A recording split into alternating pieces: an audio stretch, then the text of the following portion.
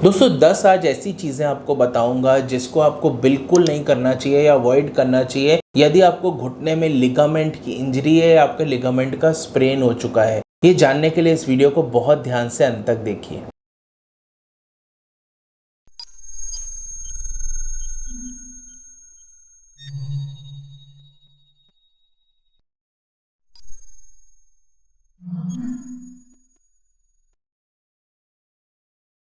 नमस्कार दोस्तों, मेरा नाम डॉक्टर रचित गुलाटी है। मैं मेडिकल डायरेक्टर हूँ साहुल ऑर्थो केयर का। दोस्तों घुटने के लिगामेंट की इंजरी एक बहुत कॉमनली रिपोर्टेड इंजरी होती है, स्पोर्ट्स इंजरी होती है। ये काफ़ी कॉमनली यंग लोग हमारे पास आते हैं और बोलते हैं हमारा घुटने में बिल्कुल बहुत ज़्यादा दर्द हो रहा है, स्वेलिंग हो रही है, हम चल फिर नहीं पा रहे। हम जब टेस्ट करते हैं या फिर एमआरआई कराते हैं तो देखते हैं घुटने के अंदर या तो स्प्रेन आ गया या पार्शियल टियर हो गया या कंप्लीट टियर हो गया उसके लिगामेंट का।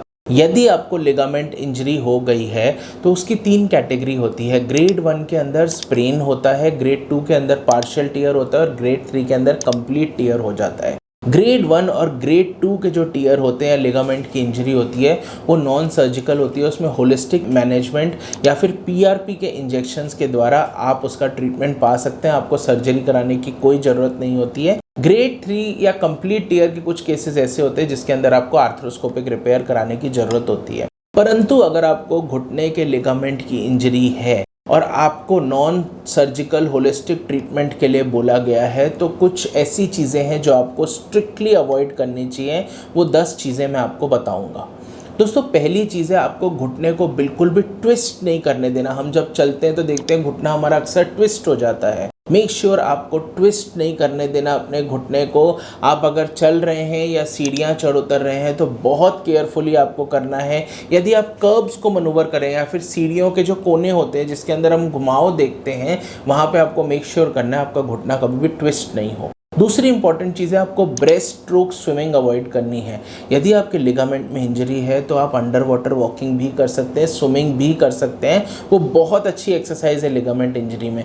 परंतु ब्रेस्ट स्ट्रोक की स्विमिंग आपको बिल्कुल अवॉइड करनी है क्योंकि उसके अंदर हम घुटने से एकदम थ्रस्ट प्रोवाइड करते हैं जिससे हमारी बॉडी प्रोपेल होती है सामने की तरफ और ये जो अंदरूनी तरफ मीडियल कोलैटरल लिगामेंट है उसके ऊपर बहुत ज़्यादा प्रभाव पड़ता है। दोस्तों तीसरी इंपॉर्टेंट चीज़ है, आपको अवॉइड करना है कोई भी चीज़ों को पाँव से मूव करने के लिए। ये कई लोगों की आदत होती है कि दोनों हाथ अगर हमारे भरे हुए हैं या कोई चीज़ हम कैरी कर रहे हैं तो हम पाँव से गेट खोल लेते हैं, पाँव से चेयर को सरका लेते हैं, टेबल को सरका लेते हैं, कोई चीज़ को पाँव से उठा लेते हैं। वो चीज़ आपको बिल्कुल नहीं करनी। अगर आपको लिगामेंट में स्प्रेन है या पार्शियल टियर है उससे आपकी इंजरी काफ़ी एग्रवेट हो सकती है। दोस्तों चौथी इंपॉर्टेंट चीज़ है, आपको डीप स्क्वाट्स बिल्कुल नहीं करने।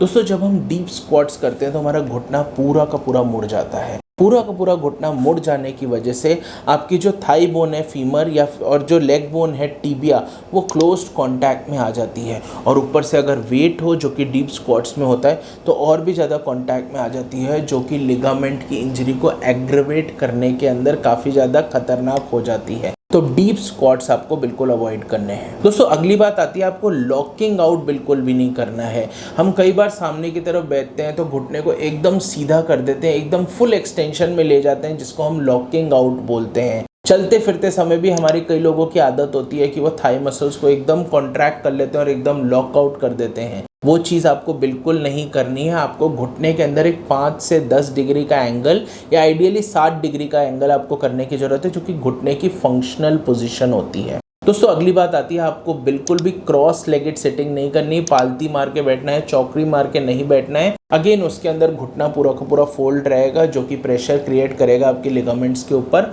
और अगर आपके लिगामेंट्स इंजर्ड हैं तो उसके ऊपर और भी ज़्यादा प्रॉब्लम आ सकती है। दोस्तों अगली बात आती है कि आपको भागना बिल्कुल भी नहीं है। You should avoid running. आप चल सकते हो, आप लाइट जॉगिंग कर सकते हो परंतु आपको रनिंग बिल्कुल नहीं करनी है जिसकी वजह से आपके घुटने के लिगामेंट की इंजरी एग्रवेट हो सकती है। दोस्तों अगली बात आती है, आपको लॉन्ग डिस्टेंस तक ड्राइव बिल्कुल नहीं करनी है। आजकल इंडिया में वैसे तो ऑटोमेटिक ट्रांसमिशन की गाड़ियां आ गई हैं पर अक्सर लोग मैनुअल ट्रांसमिशन की गाड़ियां चलाते हैं जिसके अंदर अक्सर हमको क्लच एक्सेलरेटर ब्रेक का हमको मनूवरिंग करनी पड़ती है और घुटने का मूवमेंट उसके अंदर बहुत ज़्यादा रहता है। अगर आप लॉन्ग डिस्टेंस तक ड्राइव करेंगे तो आपके लिगामेंट के ऊपर प्रभाव पड़ सकता है, प्रेशर पड़ सकता है। तो ऑलरेडी डैमेज अगर आपका लिगामेंट होगा तो उसकी वजह से आपका दर्द बढ़ सकता है। दोस्तों आखिरी और मोस्ट इंपॉर्टेंट पॉइंट है कि आपको इमोबिलाइजेशन या आसीन जीवन शैली अवॉइड करनी है। अक्सर डॉक्टर या दूसरे लोग आपको यही सलाह देते हैं कि आपके लिगामेंट की इंजरी हो गई है तो आप लेट जाइए, बैठ जाइए, उसके ऊपर प्लास्टर करवा लीजिए, उसके ऊपर ब्रेसिंग करवा लीजिए। दोस्तों उसकी वजह से आपकी जो प्रॉब्लम है वो ज़्यादा बढ़ेगी, क्योंकि आसपास के मसल्स आपके दुर्बल हो जाएंगे,